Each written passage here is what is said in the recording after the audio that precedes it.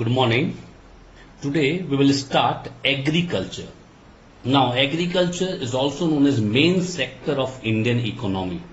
And in the previous chapter I taught you about the sectors of Indian economy. Three sectors are there: primary sector, secondary sector and the tertiary sector. Now this agriculture comes under primary sector. Clear? This comes under primary sector and it is known as main sector. It is known as main sector. Now, as you know, it is a main sector and obviously is a primary sector also. Now, what is the primary sector? The primary sector consists of agriculture, animal husbandry, dairy farming, poultry, forestry, fisheries. All this comes under primary sector. In this sector, goods are produced by exploiting economy's natural resources. Keep note of this one. I am putting in a star mark. Clear? Goods are produced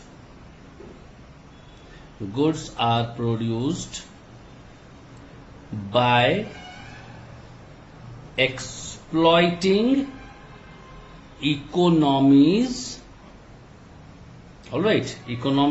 natural resources. Now this is very important. This means whatever agriculture means, whatever we are doing on the particular land and the natural resources are there, we are exploiting that one. And this comes under primary sector. Now, what people can ask you, what are primary goods?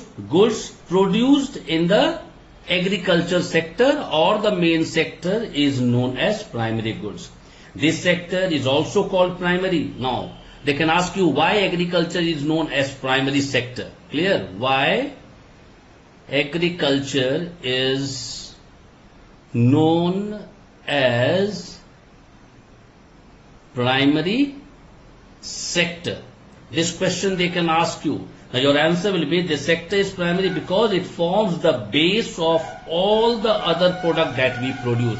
Now whatever we are producing, we produce on the basis of agriculture only. Clear? This means everything is associated with agriculture. People working in any sector, maybe secondary, maybe primary, maybe tertiary, they need food and the food is agricultural product.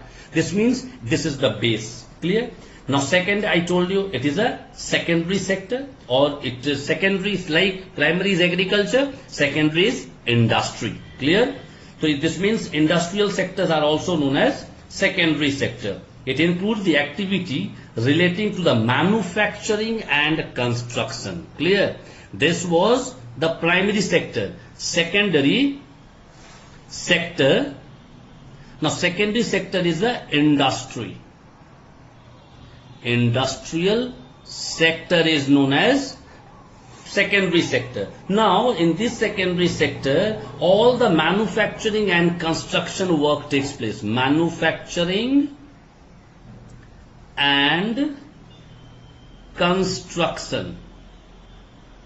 All the manufacturing and construction works takes place. Under manufacturing, all type of industry, maybe small scale or large scale, are included in this one. Now at present, handloom, cloth, matches, beads, toys, pottery, etc. are produced in a small scale. This means you can do all these work at home also, by taking one room in rent. After that, large scale industry on the other hand produce goods in a large quantity. Clear? Which are sold all over the country. Alright, not only in your country. Basically, we export also many goods from our country. Clear? Now, goods which are produced in the industrial sector is known as manufactured goods or secondary sector goods, we can say. Now, the third one is tertiary sector. Now, this is the third sector, tertiary sector. Alright, this is third in order. Third in order. This means first one is agriculture, second one is secondary, and third one is tertiary. It is known as third in order. Clear? It does not produce as in a primary and secondary, the production takes place. Now, why? Because it is known as a service sector. This sector is also known as service sector. This means here only service will be rendered like transportation, banking, insurance, communication, all comes under this one. Now we will study division of an economy on the basis of ownership. Clear? On the basis of ownership, we will classify now economy. Now, Indian economy may be divided into public and private sector. This is public and private. Two are there. Now, public sector includes all those economic organizations which are engaged in production and distribution of goods owned and managed by government. Keep note, this will be owned by government. Clear? And this is owned by private people or people like us. We are engaged in this because we are investing our own capital in the private one. But in the public government, because here the expenditure is too much in Arabs and Kharabs they invest. But private people, they are afraid to invest such a huge amount. For that only, it is owned by the government. Private sector consists of all those productive activities or business enterprise which are entirely under private ownership. Clear? This means owner will be the private people. Clear? Now, we will classify economy on the basis of habitation. Habitation means where we stay. This means this also classified into two. First one is the urban, second is the rural. Clear? On the basis of habitation, there are urban and the rural. Now, name itself suggests what do you mean urban? Means which are there in the city and town. Rural means which are there in the village. Clear? Now, second topic is the main topic of the chapter, or you can say we can start our chapter now, which is known as agriculture. Now, agriculture is derived from two words. First one, agri, and the second one is culture. Agri means field, alright, and culture means cultivation. You have studied in geography also. Agriculture means cultivation of field. Clear? But actually in economics we say agriculture is an art or science of production of crops and livestock on a farm. Clear? Now this means one big farm is there. For the livestock of the animals, we are growing the crops, as well as for ourselves, for us, we are growing the crops. Now, all these come from the agricultural land, and this is known as field cultivation. Now, we will study one by one the role or contribution of agriculture. Clear? Role of agriculture. Now, what is the role? The first role, you all know, share in national income. Obviously, in our country, because we know our country is agricultural country, and you'll be shocked that in 1950-51, the share of agriculture in national income was 59%. But you know, today, it is only 17% contribution. Reason? Population growth. This means consumption increase rather than selling it out and earning the money.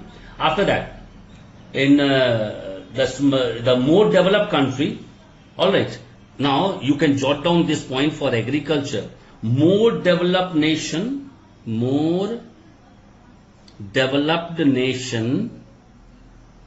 alright, more developed nation, the smaller will be the contribution. The smaller contribution in national income. Meaning you understood that if you are developed nation, this means industry will be more. And from the agricultural field, the contribution will be very less.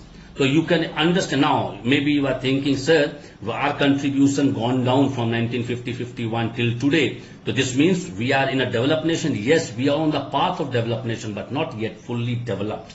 Second one is source of employment. Source of employment. Now, what do you mean by source of employment?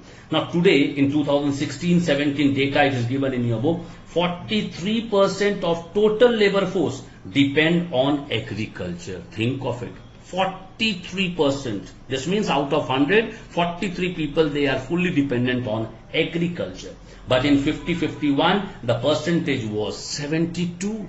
This means now where the people are, from 72 came down to 43. These people, they joined industry or they migrated to urban area. They don't want to do any sort of cultivation nowadays. Clear?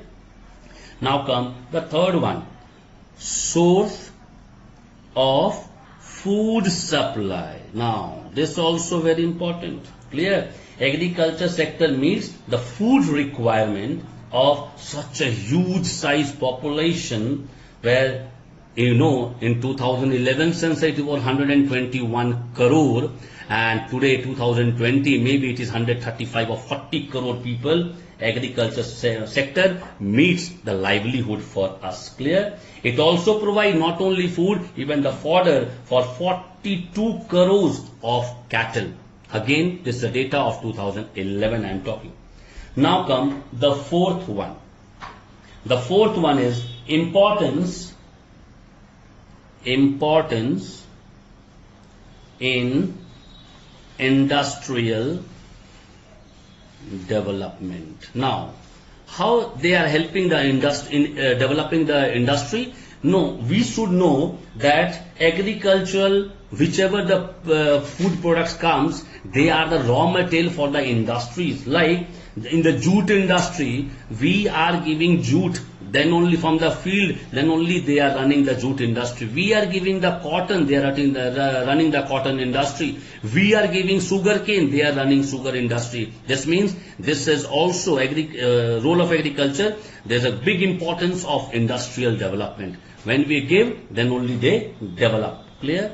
Now the fifth point is importance in international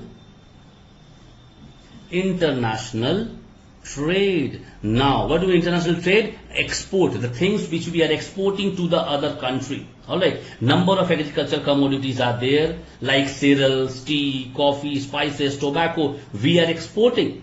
Alright, now 20% of our total agricultural product we are exporting to other nation. Now this is good for us, because when we export, we earn a good amount from the other nation. But sometimes what happens, when we import, on the other hand, we lose money, because our money is going to their country. So we should try to export more and more rather than import. Clear? Now, sixth point is source of labor supply. Source of labor supply. Now, what do you mean source of labor? Agriculture, is the important source of labor supply for the urban area, because every time you are not engaged in your field, maybe in 1 year, maybe you are engaged 5 or 6 months, and rest 6 months you can do work in the urban area. You can go to the urban area, you can work as a liftman, you can work as a guard, you can become a rickshaw puller, anything you can do, that will be your side business or side income. Clear? This is known as, this means we are the source of labor supply. Also, we are supplying the labor. Now, the seventh point is internal trade. Now, just now we discussed international trade. Now, 90% of our population spend about 60% of their income on the purchase of items like food, tea, milk, sugar, etc. Now, these all are agricultural products. This means we people are helping the agricultural people by purchasing their commodity to take care of our livelihoods. This indicates that internally, inside our country also, they do business. Why? Because in our country also people are there who is not doing agriculture. What they will eat? So we are fully dependent on agricultural people. Clear? Now come trends in agricultural production. Clear? Trends in agricultural production. Now what is the trend? Now see the trend. Now you have data given in your book with the economic survey in 2017-18 they have picked up. Now if you have book, you please check with page number 49. All the food grains and 50-51, 64-65 and 16-17 they have given the data of 3 consecutive years. Means different years they have given 50-51, then 64-65, then 16-17. All the food grain, it was only 50.8 metric ton in 50-51, increased to 89 metric ton in 60-64, but in 2016-17 it is 275.7 metric ton or million ton. You can understand such a huge production is there nowadays in 2016-17. Then also our contribution as income is so less. I told you just now because of the population growth. After that rice you see it was 24, in 64-65 39 and today it is 110.2. It is 2016-17 data and the latest data. After that wheat it is given 6 million ton, then increased to 12 million ton and today it is 98.4 million ton. This all indicates that it is increasing, but we'll have to check in 50-51 what was the population, in 64-65 what was the population, and in 2016-17 what is the population, what was the population. Now this will indicate you that time the production was more or today the production is more. Why? Because you can easily segregate or you can easily divide the production by number of population. Clear? Now come trends in agricultural productivity. This was the in production. Trends in agricultural productivity. Again, if you have book, page number same, 49, you can sit to it. It is given that in per hectare productivity, that per kg, kg per hectare. Clear? All the food crops, food grains, it is given in 50-51, again 64-65, 2016-17. All the food grains was 520, then increased to 760, then in 2016-17, 2153. Rice you take, it was 110 kg per hectare. Suddenly in 1964-65, it is 1080 kg per hectare. After that 2016-17, it is 2550 per kg per hectare. This means this also increased. Now this was the food grains. Now we talk about the non-food grains like cotton. It was 88 in 50-51, increased to 122 in 64-65 and present in 2016-17 it is 519. So you can understand production is increasing every time, is not decreasing of anything, maybe food grains or maybe non-food grains. But the problem, population is also not stopping there. Population is also growing. You can say explosion is taking place. It is exploding like anything. This is how we can say that kg per hectare the production increased from 50-51 to 60-64 to 16 and 17. But the population, as I told you, that created hell lot of problem. Clear? In next class we will start causes of low productivity.